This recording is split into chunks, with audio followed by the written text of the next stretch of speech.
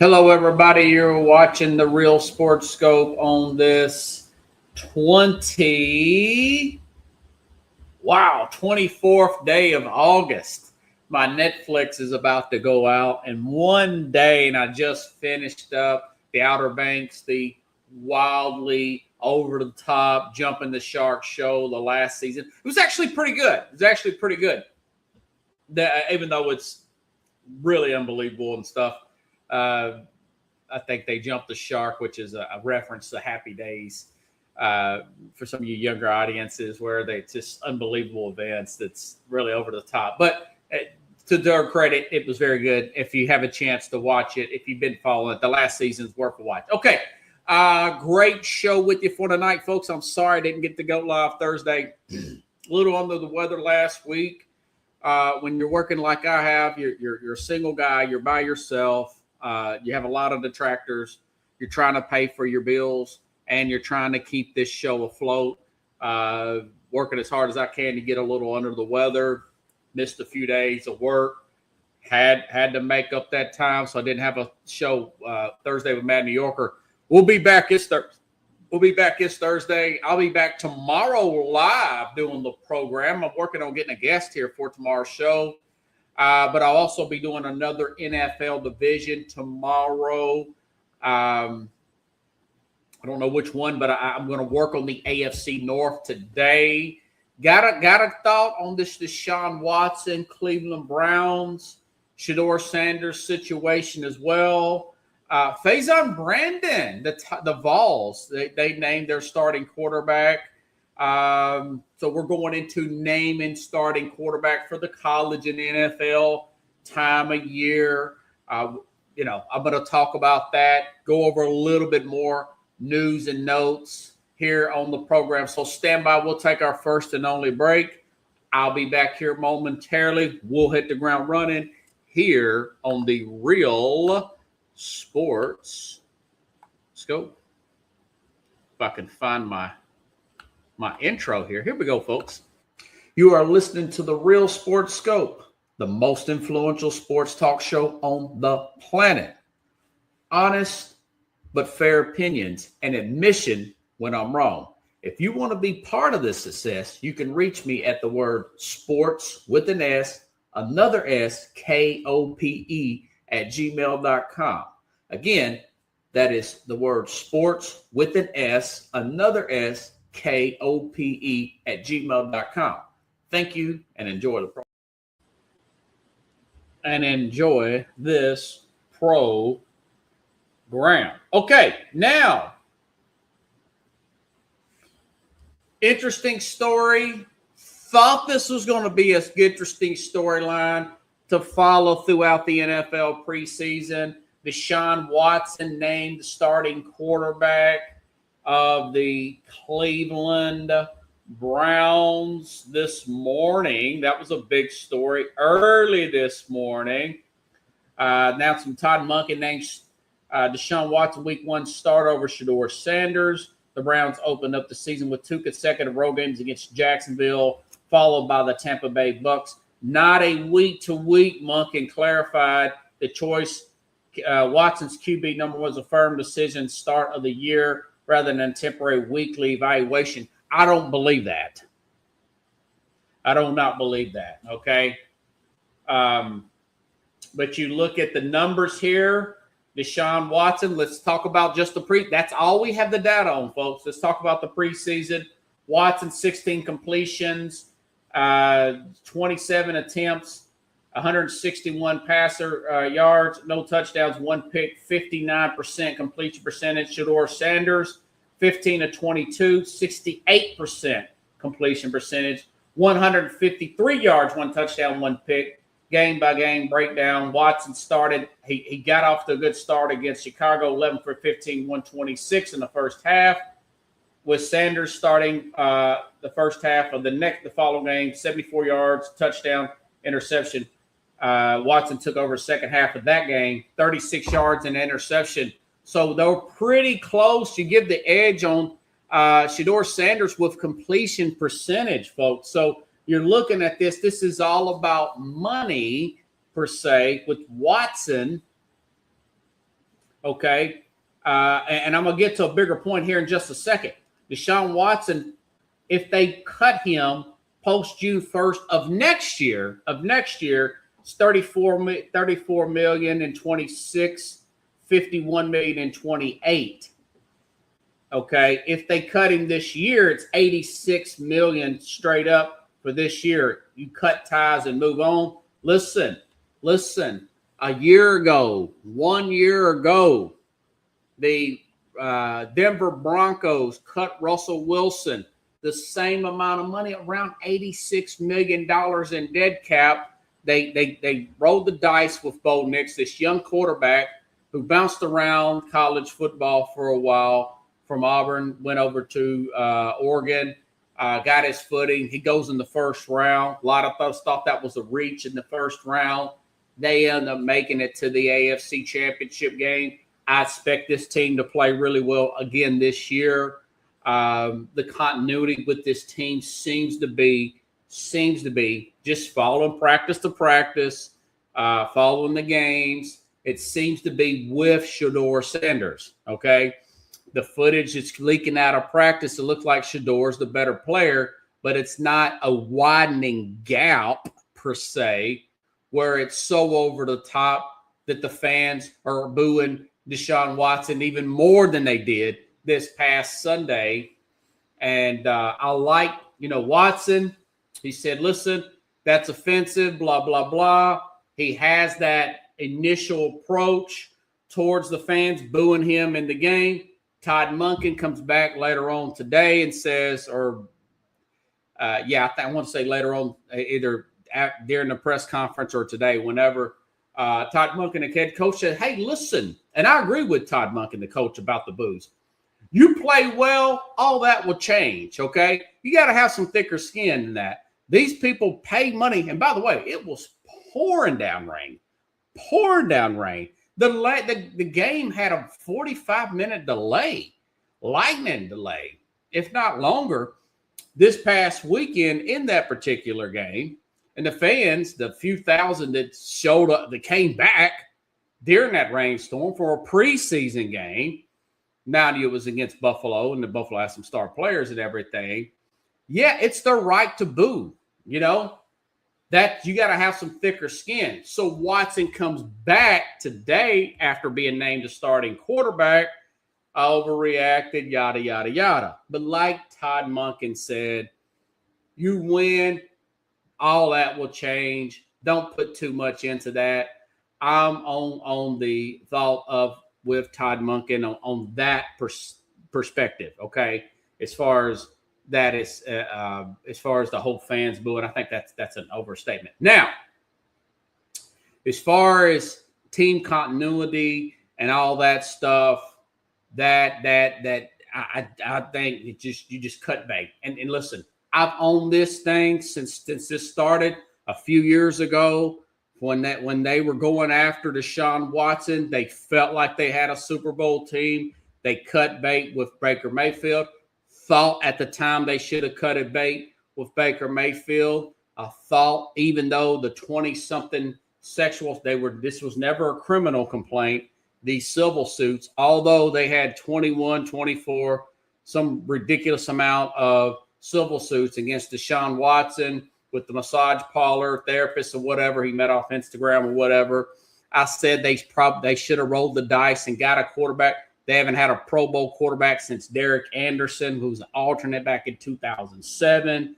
They had a serious Super Bowl level quarterback going all the way back to the 80s. Before that, Bernie Kosar. So Mr. Haslam just trying to let people know I'm serious about winning this team. I just don't want to have this on my plate here and I just don't want to sit in the owner's box and say, hey, I got a pro team. Look at me, beat on my chest. He wanted to turn this team into a winner. He pressed for Deshaun Watson, all the draft picks, all this guaranteed money. And I was on board with that. And I admit I was 110% wrong about this. It feels like bad karma. It feels like that Watson, once he got that $250 guaranteed, he stopped working as hard. I know he had injuries. He had a shoulder injury. He's had this Achilles injury. He's just flat out not played consistently. He doesn't look like he has the passion that he did as a Houston Texans quarterback. He's 30 years old now. They still owe him, like I said, it's about $86 million in guaranteed. A big cap hit this year. That would be split up if they cut him after June 1st next year. I say just eat it now, look ahead. So the fact that they're going to do what they're going to do is be indecisive and try to hang on to a mistake that they've made and not owning it and moving on for it. They're trying to hang on and trying to correct this thing even up to the last minute. This is going to cause a little bit of a divide in the locker room. I will also acknowledge that they've been terrible during these preseason games. They've got their preseason. Maybe they're holding back, but from what I see, Todd Monken looks like, could be wrong. I was a big Todd Monken fan. I liked what he did with Lamar Jackson in Baltimore, regardless of what the Ravens may be saying. And I also really like what he did in college with Stetson Bennett and that Georgia team. I liked what he did there.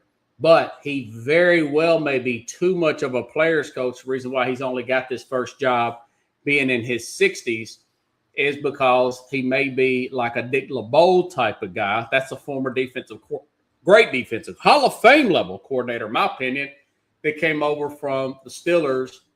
That was a short stint there, head coach with Cincinnati. I remember TJ Houshmandzadeh said this guy was he let us get away with everything. He was basically too much of a player's coach. I'm summarizing. I'm not direct quoting TJ Houshmandzadeh, a former Cincinnati Bengal, but he said that about Dick LeBeau. And I'm thinking I may be wrong. I hope I'm wrong because I like Monken, but this may be the case here. But I don't think this is the right decision. I think I'll just cut bait with him, eat the money. This is a lesson learned not to give these players too much of a guaranteed contract. And I noticed that nobody else in the NFL, this is a case study for what not to do. Nobody else has gave these quarterbacks that level of guaranteed money since Deshaun Watson got the $250 guaranteed. Okay.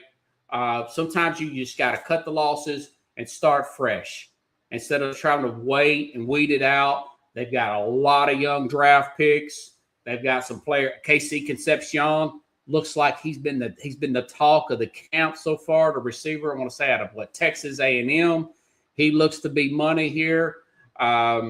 We look at the talent they brought in last year. You look at the Jared Verse trade for Myles Garrett, and they've got extra picks, a first and a second round. I mean, they really came out well with what they've done, building around this debacle, Andrew Berry, drafting of a contract here with Deshaun Watson, who's been hurt most of the time, has not played very much at all. Okay, so that's a good starting point here. Sometimes you just got to cut your losses and move on.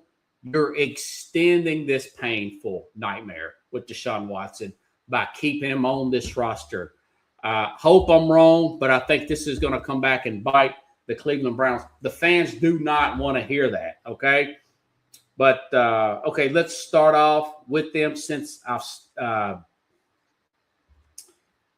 started off with that particular story. I think it's the biggest story in the offseason, that quarterback battle here. They've added guys like Spencer Fano at tackle here. Like I said, they made the move here and got the edge rusher Jared Verse and got those picks for Myles Garrett. They finished pretty strong last year. Remember, they got some big upsets down the stretch. The defense was rock solid. You know, they've got a lot of those players coming back. 10 players on that 9 players on the defense coming back that played pretty well down the stretch. They beat Cincinnati down the stretch, okay? Who they upset down the stretch? They beat Cincinnati. They beat Pittsburgh, okay? They lost a 3-point game to Buffalo at home. You know, they were 5-12 last year, all right? So looking at their season this year, because of this, instead of just cutting bait with Watson, okay, I think they're going to go 5-12 again this year, which is ironically, before I looked at that, their over and under is 5.5 wins. Okay. So I got them going slightly under. Could they go with this talent that we talked about time and time again over the past 2 drafts coming together? Could they go 9-8, 10-7? I can very well see that. Okay. But right now, I think they're going to finish in 4th place, although I'm going to do the whole North here. I think they'll probably finish about 5-12, which they finished last year with the exact same record, which they'll end up being in the top 5, 6 in the draft. Then they'll have a decision to make. And listen, part of this may be very well that they think Shedeur is simply too immature to take on this job. He's too immature to take on this job. They're going to get out of the Watson thing probably in June 1st next year and split that dead cap money up. And they'll probably, because there's a lot of quarterbacks that's supposed to be talented coming out, they're going to get in that sweepstakes of one of these young quarterbacks and start over then.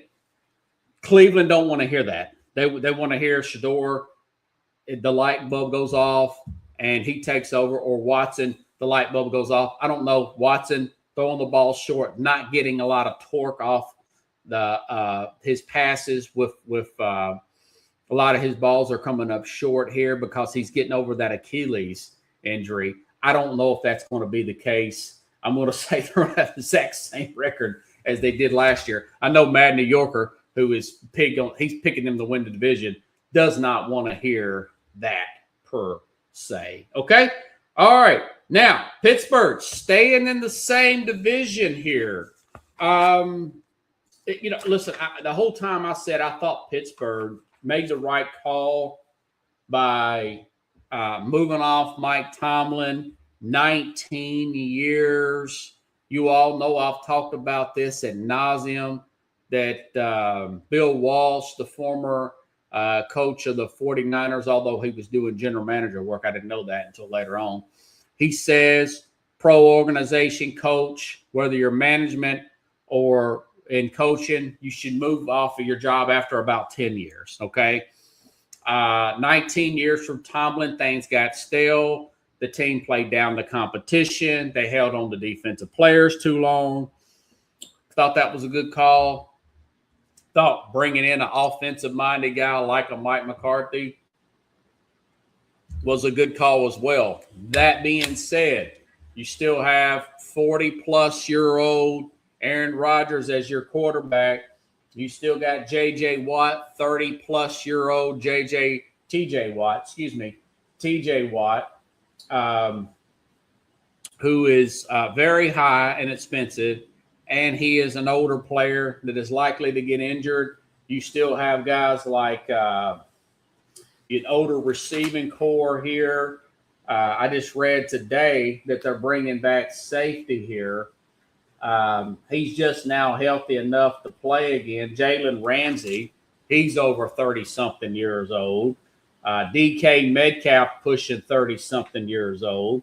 I did like the fact that they brought in Jamel Dean at cornerback to play, and they brought in Michael Pittman to play alongside DK Metcalf.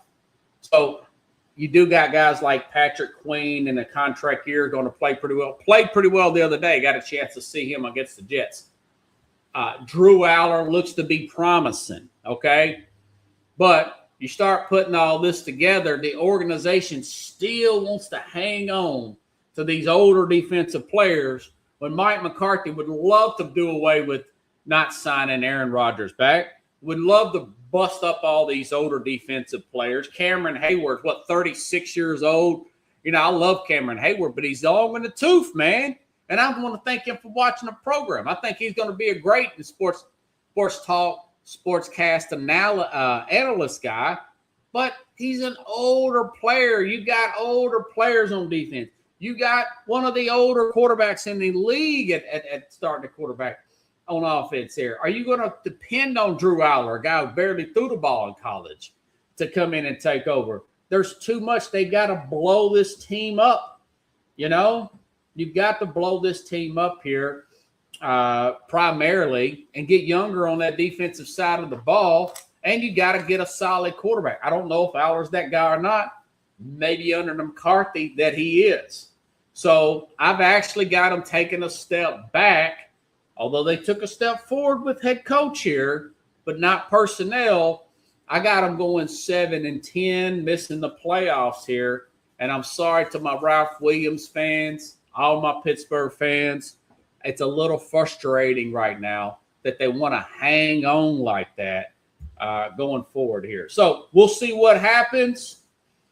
They're always a team that's going to upset somebody that you don't think they're going to upset. Could they upset, let's see, a Denver? They played Houston. Remember, Houston smoked them last year in the playoff. I got them losing that Houston game. But they got to play Houston, Denver back-to-back. At Jacksonville on a Monday night. Short week, got to play Baltimore. I mean, that's loss, man. You're dealing with an older team. Cincinnati's really looking good this year. Had a great camp first of all. Got off to a faster start. Cincinnati's going to be a tough. They got to play Cincinnati twice here. They got to play at New England. So that's giving you an explanation of why I think they're probably going to be 7-10, the Pittsburgh Steelers. Okay? Moving right along with the pages in the book here. And, of course, I got everything backwards, so I have to go back and talk about the Baltimore Ravens next year. Okay, now, Ravens.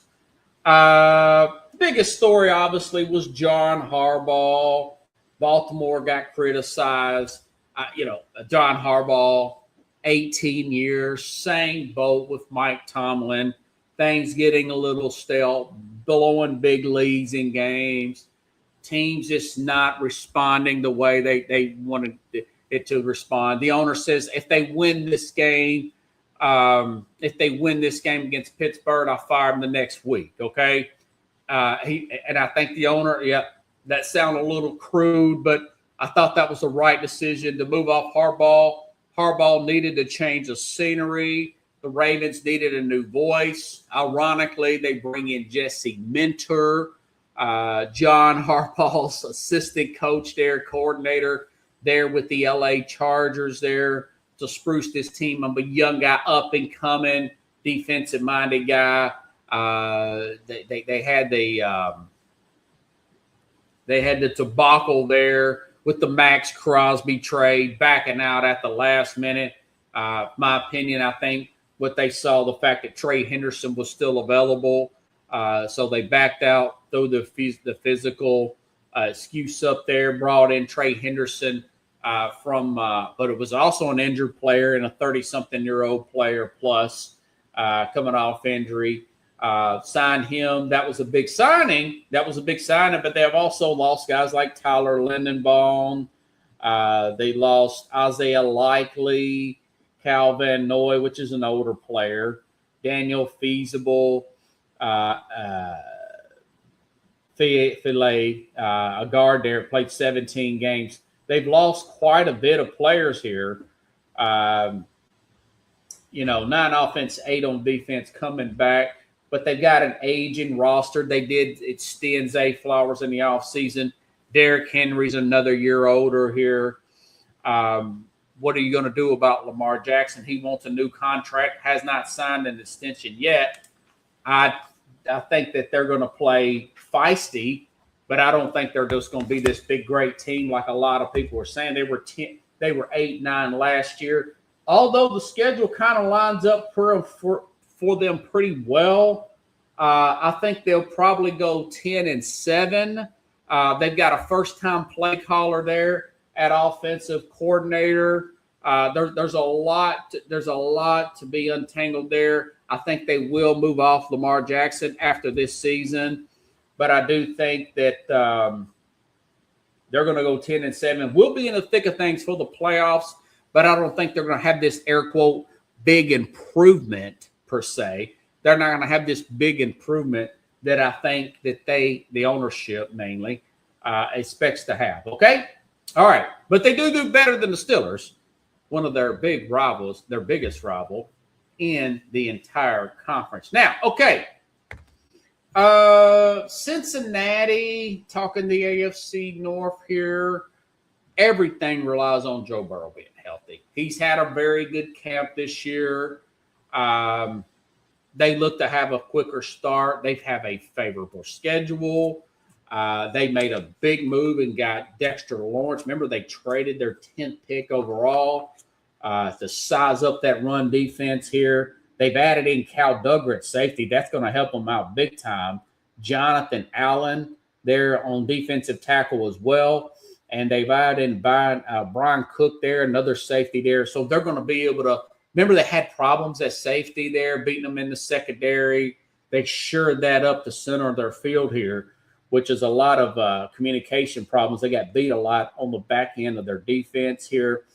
And obviously the big one was Dexter Lawrence. And, of course, don't let me forget about Boy Mafa from Seattle. That was a huge signing, edge rusher linebacker there.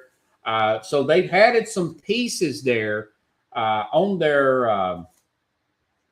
and I've liked Chase Brown, this running back here. I think he's going to play well again this year. Like I said, if Burrow can stay upright, I think he will. I think this team's going to play really well. They play Tampa. They play Miami. They play the NFC South. They play at Washington, a team with all their problems on their defensive side. They've got Kansas City at home, okay? They play at the Colts, a team I think that's going to be decent but not that great, okay? They seem to get everybody off of a rough trip here. They got to play at Houston, of course, and that's one of their toughest games. But overall, they got Baltimore at home on a Thursday night. That's a big advantage for the Cincinnati Bengals. I gave them a generous prediction of 13-4. That's probably closer to 12-5, 11-6. That being said, whether they're 12-5 or 11-6, that would be enough to put them in first place in the AFC North and get the host at home game like they did the year they went to the Super Bowl and lost to the Rams just a few years ago. Remember, they won the division. They beat the Raiders at home, and then they went on the road and turned the Titans down here in Nashville over 3 times and ended up winning that game. So I do expect a big bounce back year. If this does not happen, Zach Robertson will be the fall guy. Zach Taylor, will be the fall guy there at head coach. And, of course, the salesmanship of Mike Brown, the owner, and Joe Burrow and his agent or whatever is going to be on who they hire next as a head coach here to try to keep him from not demanding a trade and one out of Cincinnati. I think the pressure is on this year. I like what Burrow's saying. So I've got them playing really well and getting that division win. Not sure if they're going to have the best record per se in the AFC, but they could. They could have the best. Just the way it's laid out there. If you look, and of course I haven't. I'm gonna come on tomorrow and do probably the AFC South or the West. Probably do the West.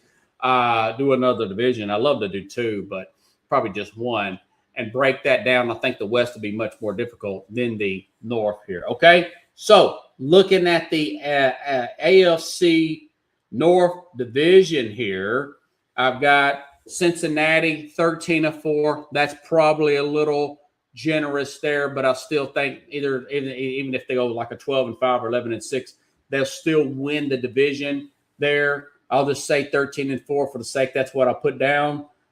Cincinnati 13-4. Baltimore second place 10-7.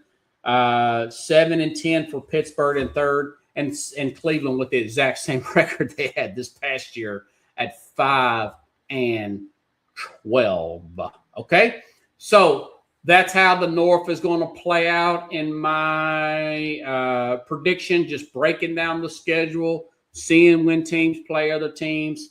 Of course, I'm projecting possibly some injuries with Baltimore because of their age.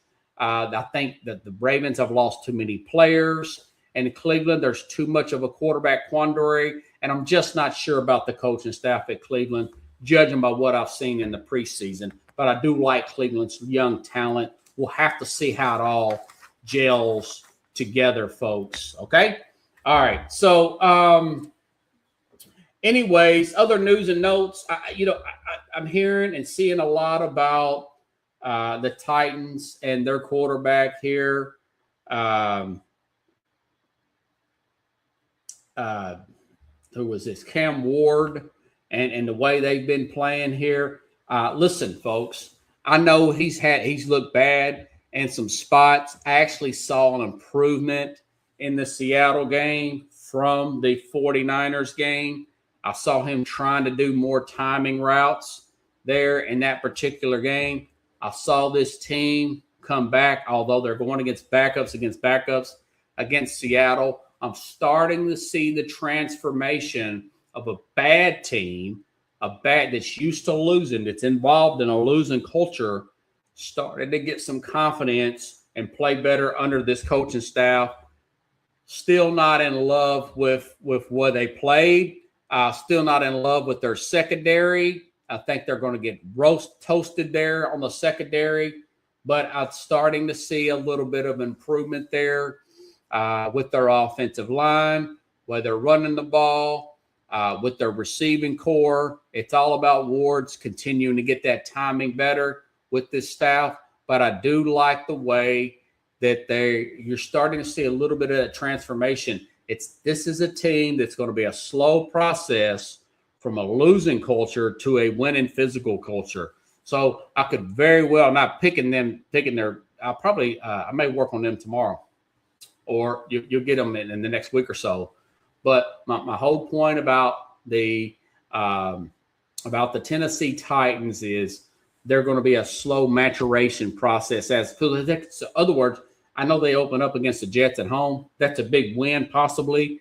But I could see them actually losing to a veteran, Geno Smith, at the beginning of the season. Remember, Geno Smith won his first game as a Raider last year against New England, who went to the Super Bowl. But he falls apart as the season goes along, physically, like he does every year over the past few years. I could see Tennessee getting off to an 0-1 start and fans really giving up on this team. So I'm not out on them totally. I can start to see the maturation process and the belief in this staff come together. It just takes some more time. They need to play their starters the whole half next game. I'm sorry. They need to play those starters as much as possible. Both sides. Well, what if he gets hurt? Hey, listen, the whole key is to get better. Practice, practice, practice. This team needs a lot of practice, man. They need a lot of practice, okay? So that was one of my big impressions over the weekend when Seattle. Of course, Seattle. They look good. They're not as bad as I thought they were going to be. I know they've lost some players. I know they've lost their offensive coordinator. I've already done the NFC, but I had them having a winning record. They're going to get back in the playoffs. I just had the Rams winning the division, of course. The Rams are overstacked with talent, okay?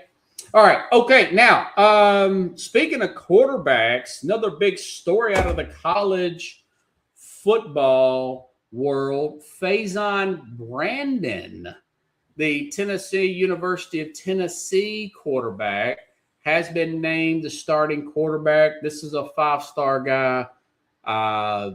Vols fans, college football nation, been talking about this guy for about 2 years now.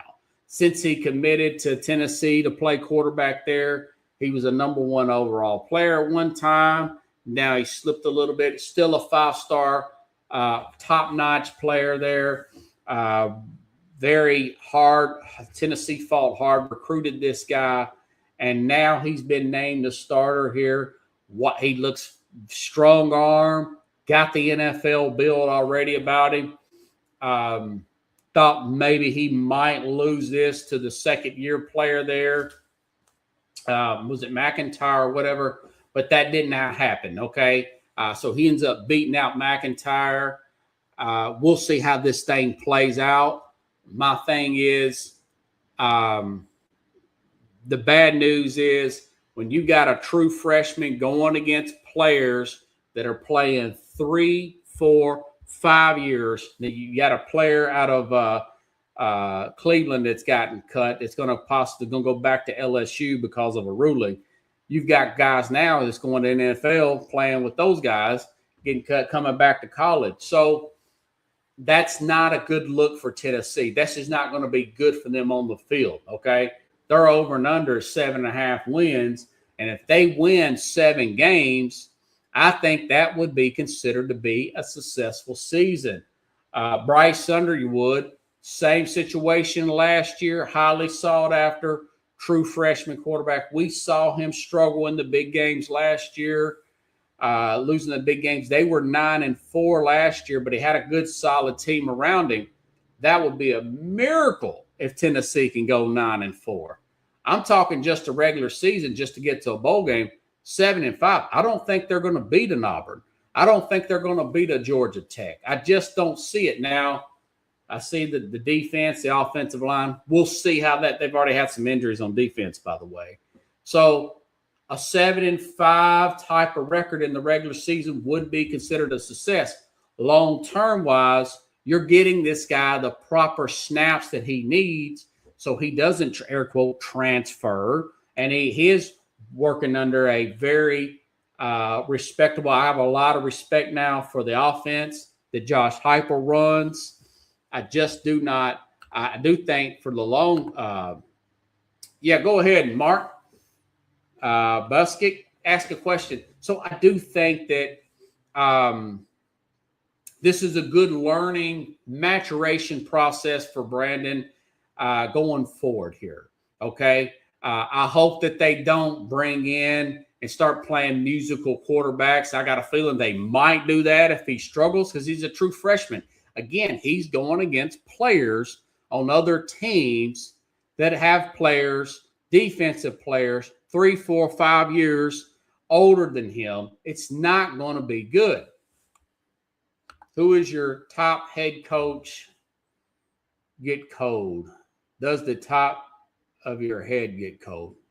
Oh, funny guy. I don't know what that's supposed to mean. Why is that? Because I got my head tilted back? Oh, funny guy. Okay. All right. Not a real question there. Okay. Anyways, I do think that long-term wise, this will be a good day. You don't want this guy transferring. So a lot of this could be because of that. But you know, long-term wise, you get those starts. Like I said, Bryce Underwood, there's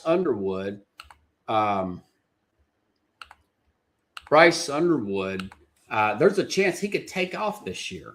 You know, he could take off this year and really rebound from last year. He's got a new coach there, and was it Whittingham, the coach over there from Utah?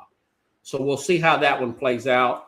But going forward, you're looking at 2-3 years from now, this guy's getting that experience in now, learning under Josh Heupel. They're going to have a good running game. They're going to have a good offensive line. That's going to be interesting to play out. Okay. Also, got an announcement here Tuesday of next week, folks. They're going. I'm going to have Big Ten and Rich guys. It's going to be my man Rich Ferris, Big, which is self. Tan's not going to be here. Kenny, he's got to work with myself and Carlos. 7 p.m. Central, 8 p.m. Eastern on Tuesday. We're going to have a college football show. We're going to pick the college football playoff here and pick a champion. Let me tell you right now, this is not a year where there's a clear cut, regardless of what anybody says. I know Ohio State's number 1 in the AP poll. This is not a clear cut. There is not a clear cut favorite there per se to win this thing. A lot of people's picking. I noticed a lot of people's picking Notre Dame, the 66th ranked schedule in the country. A lot of people's going to pick Ohio State. A lot of people may pick Texas, although they've got the most difficult schedule in the country. I have not got a feel for who's going to win it yet. I'm leaning towards Georgia, but I have not made that decision final yet. So I'll be back tomorrow going over another division. I like to get 2 in, but I'll definitely get 1 in. It'll be the South or probably the West. May do the South since or the East. I'm not sure. But I'll get one more AFC division in and give you my opinions going down the stretch here. Going down the stretch here in the wild world of the NFL here, folks. Whew, that was a mouthful. And again, I apologize for the show not being as consistent as it should be starting in the football season. Once we get started, let me see. I don't know. We'll have our prediction show next week. And then the following week, after college football starts week 1, then the show will be Tuesday through Thursday. You'll have it a consistent show Tuesday, Wednesday, Thursday, 8 p.m. Eastern, 7. And maybe we can get back to Monday through Friday. That's once I start to get some kind of sponsorship for this show, working on a lot of marketing opportunities for the show, talking to a lot of people, trying to get some more marketing for my clips and whatnot, getting another wrap. I got a new car, got another wrap putting on my car there, and all that stuff. So doing the best I can with the budget that I have. So subscribe to the Real Sports Scope YouTube channel, wherever you see Real Sports Scope, whether it be on TikTok, Facebook. Follow me on Robert Butler. I'm verified, XApp verified. I would greatly appreciate that. So I'll be back tomorrow, though. I may get a guest here. I'm gonna work on getting a guest here. My man, I think it's Brady. Can't remember his name now. It's a big South Carolina fan. Maybe we could talk a little South Carolina football and get a little bit of SEC, get some SEC opinions in there. So, all right, folks, have a good night, everybody. I'll be back here tomorrow, same time, same place, here on the Real Sports Scope.